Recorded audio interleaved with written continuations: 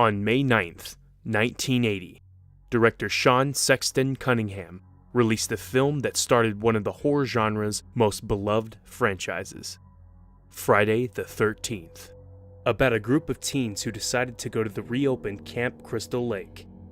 After refurbishing the cabins, each of the camp counselors are killed off, one by a mysterious killer. And, spoiler alert, it's not Jason Voorhees. Yet.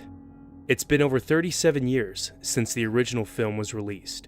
So today on Grotesque Brain, we're going over 5 facts about Friday the 13th. As already mentioned, the film was directed and produced by Sean Sexton Cunningham. Before Friday the 13th, Sean had worked on other films, such as 1972's The Last House on the Left, 1974's Case of Full Moon Murders, 1978's Manny's Orphans, and 1970's The Art of Marriage, as his debut in the cinema. Sean also opened his own company, Crystal Lake Entertainment, and is currently the CEO of said company. And for those wondering, yes, he has worked on other films in the franchise.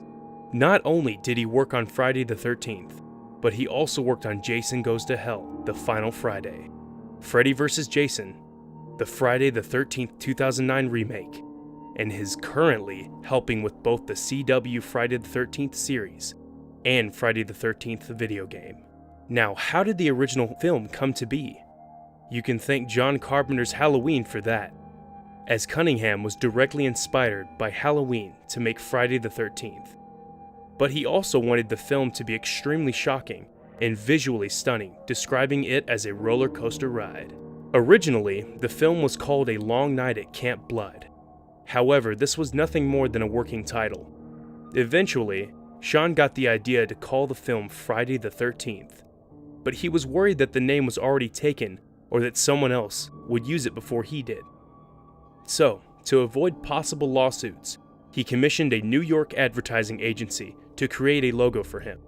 The logo that came out was the famous bold logo with the extra-large 13 bursting through glass.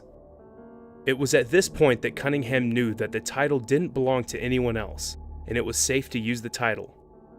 But this didn't turn out to be the case, as there was another movie that used the title Friday the 13th, and that film was 1979's Friday the 13th, The Orphan. And of course, a person threatened to take legal actions.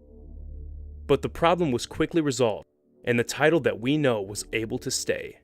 But, while Sean created the movie franchise, it was a man named Victor Miller who actually created Jason Voorhees.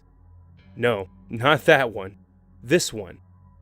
The name Jason was a mix between his 2 sons' names, John and Ian, and the last name Voorhees was from an old childhood friend from school named Van Voorhees, and he chose this name specifically due to how creepy it sounded. We first saw Jason in the ending of the original movie pulling Alice down under the lake's surface. However, Jason was never meant to look as deformed as he does in the film. In fact, Victor wanted Voorhees to be a seemingly normal boy in both the way he looked and acted, but with added mental disabilities. The crew instead wanted Jason to be deformed, and so special effect and makeup artist Tom Savini gave Jason his disturbing look. After a while, Victor actually grew to like the crew's decision, as he felt it fit much better than his original vision. Also, remember how Sean was inspired by Halloween to make the movie? Well, Halloween wasn't his only inspiration for the film, as Victor Miller wanted the ending of the film to be similar to Stephen King's Carrie. In later films, Jason would become the iconic hockey mask-wearing slasher we know and love. But Victor Miller actually has expressed disappointment for this change, stating that it destroys the motivation of Miss Voorhees avenging her son's death. Since Jason would technically still be alive, there would be no reason for Miss Voorhees to become a killer in the first place. It would seem that most people don't know that Jason Voorhees was not the original killer in Friday the 13th, but instead the mother of Jason, Miss Voorhees. This was referenced not in a Friday the 13th movie, but Wes Craven's Scream. In the scene where Casey Becker answers the phone and Ghostface decides to give her trivia questions. The first question was name the killer in Friday the 13th, and she incorrectly answers Jason. The writer of Scream, Kevin Willinson, has said that this scene was based on a night at the bar where he and a few friends were playing a movie trivia drinking game. He asked the same question, and everyone gave the same incorrect answer. It most likely won't shock you to hear that Friday the 13th wasn't recorded on set, but a real campsite. But which one, you may ask? Well, that would be Camp No Bibosco, located in the state of New Jersey. Since the setting was already a camp, there was no need to alter the location. The only thing that was added was a bathroom set.